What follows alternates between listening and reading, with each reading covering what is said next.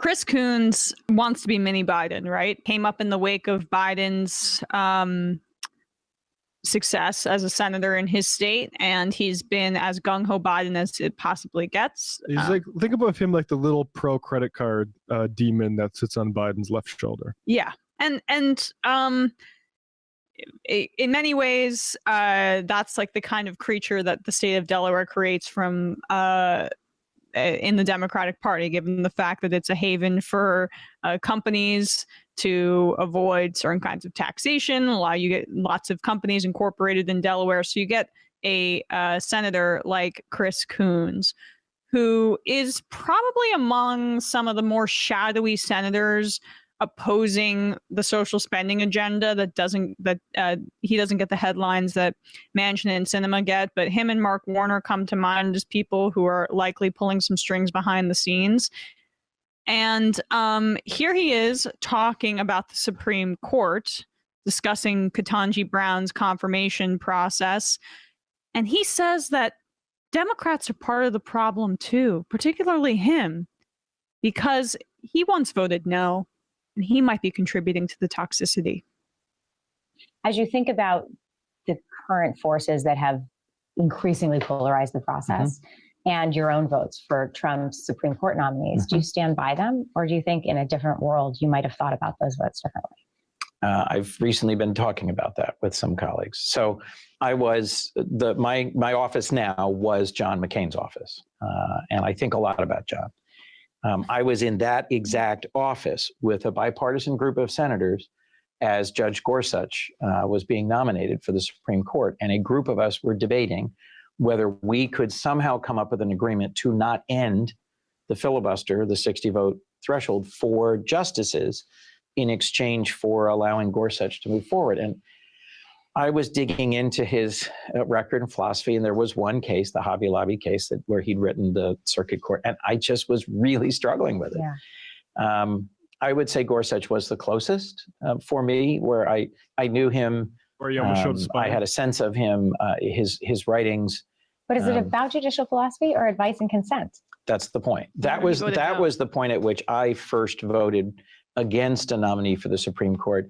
Not based on his eminently qualified, great temperament, good writer, strong record of service, but I disagreed with his philosophy. And Senator Graham and I had a very forceful exchange at that point where he said to me, I voted for Kagan, I voted for Sotomayor. Yeah. If you're not willing to vote for Gorsuch, what's that mean? And so I will own that I'm a part of this problem and recognize that with Senator Graham saying in this process, he's voting against her, he was the last one on the committee who had a history of voting for qualification, not for or against philosophy. Yeah, what Matt almost vomited everywhere in the middle of that clip. What happened before Neil Gorsuch was nominated? Who was nominated to the Supreme Court before Neil Gorsuch? Whose seat did Neil Gorsuch take? I'm just thinking about that a little bit. What might have contributed to the polarization of the Supreme Court nominating process before that? Oh, wait, it was Lindsey Graham can get irate with Chris Coons all he wants, but it was what Lindsey Graham and the rest of the Republicans eagerly participated in, was this like ridiculous notion that it was too close to an election to nominate Merrick Garland and hold any hearings on Merrick Garland to get him onto the Supreme Court. That is what broke this process, essentially. Republican extremism. And so instead of tucking your tail between your legs and saying, you're going to hit me, well, I'm going to concede. You should hit back. And that's what you did. And now he's saying, I regret actually participating in politics. Because it's a real good insight into how someone like Chris Coons perceives politics there. The masturbatory talk about the fact that he resides in John McCain's office. The way that he talks about how he was trying so hard not to end the filibuster for Supreme Court nominees. Like, they perceive themselves as gatekeepers of process. And what are process does is it gets in the way of like actual moral and significant progress in this country from a policy perspective. So he's apologizing to PBS here for voting on principles and record like the Hobby Lobby case that he cites there for Gorsuch, which, you know, I don't know if Chris Coons is aware of what's happening in the goddamn news right now. Hobby Lobby might be a little bit relevant as Republican lawmakers throughout this entire country try to not just clamp down on abortion, but on birth control. That's the next wave.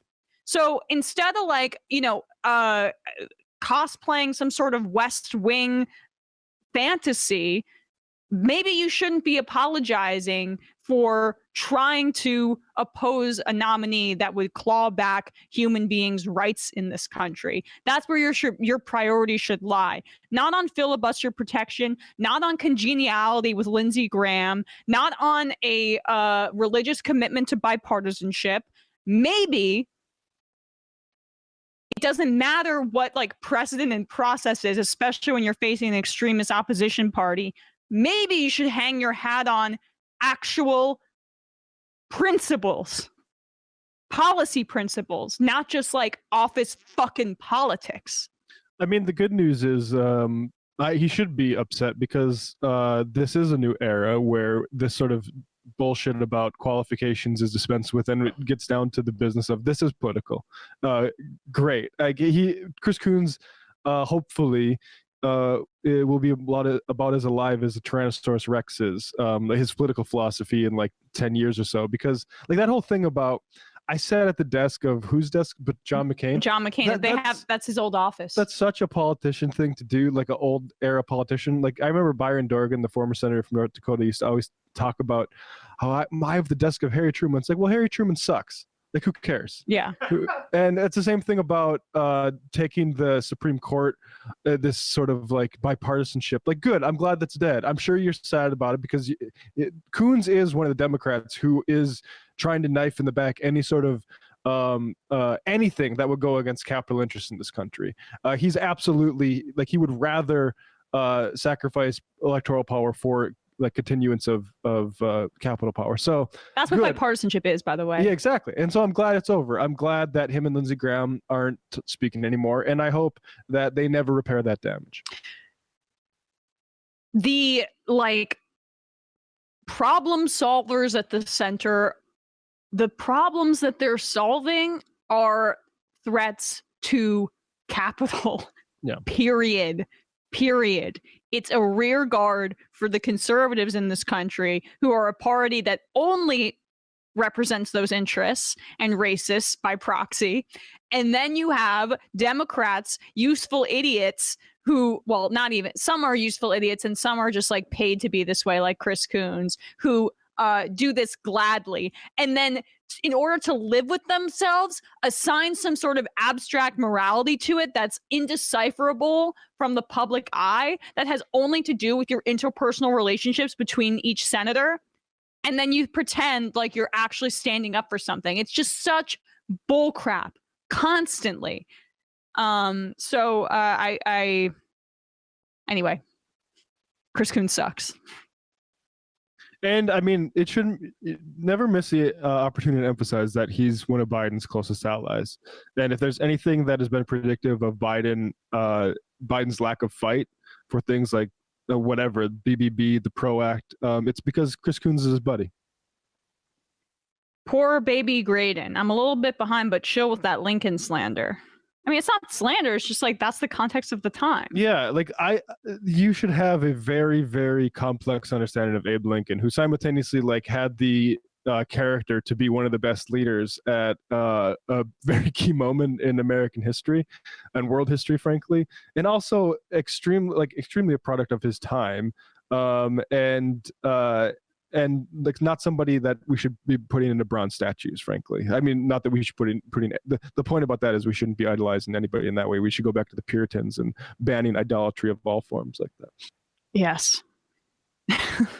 That's the first. That's the one thing we should do. That's why I'm the most American. That's how I wade into the Abe Lincoln statue debate. It's like, you would take down statues of Abe Lincoln. It's like, yes, I'm a Puritan. Right. Right. Exactly.